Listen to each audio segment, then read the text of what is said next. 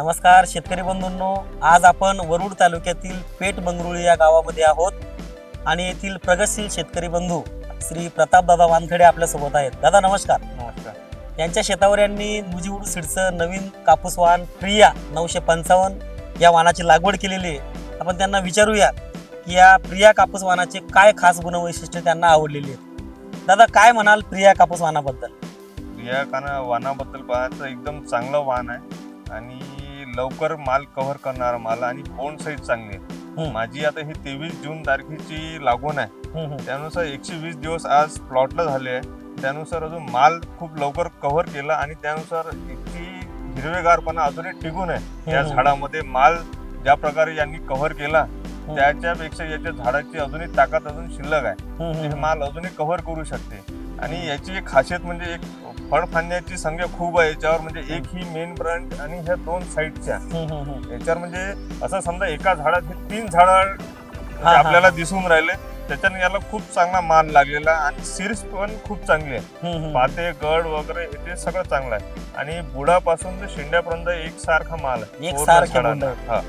याचं व्यवस्थापन काय केलं दादा आपण? याचं व्यवस्थापन म्हणजे मी फक्त यांना 2 डोस दिलेले आहे. खताचे 2 डोस झालेले, एकरी 1.5 पोत 10-26 आणि अर्ध पोत युरिया असे 2 डोस झालेले आणि 4 फवारे झाले आजपर्यंत कीटकनाशक 4 फवारण्या.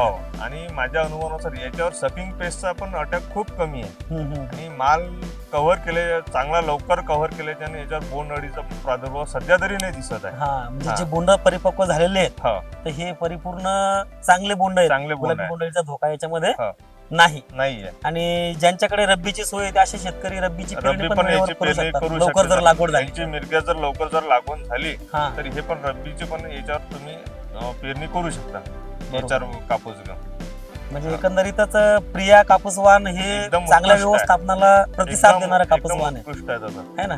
काय वाटतं किती अपेक्षित उत्पादन तुम्हाला एकरी उत्पन्न असं आहे की 18 ते 20 क्विंटल मला उत्पन्न येऊ शकते अशी अपेक्षा आहे ना. आता हा संपूर्ण प्लॉट पूर्ण प्रियाचा आहे. किती एकरवर लागवड झाली? 6 एकरचा लागवड आहे. 5 बाय 1 वर लागवड केली. 5 फूट बाय 1 फुटावर लागवड केली. तर शेतकरी बंधूंनो बघू शकता आपण की प्रतापदादांनी या ठिकाणी प्रिया कापूस वाहनाची 6 एकरवरती लागवड केलेली आहे आणि ते अतिशय समाधानी आहे.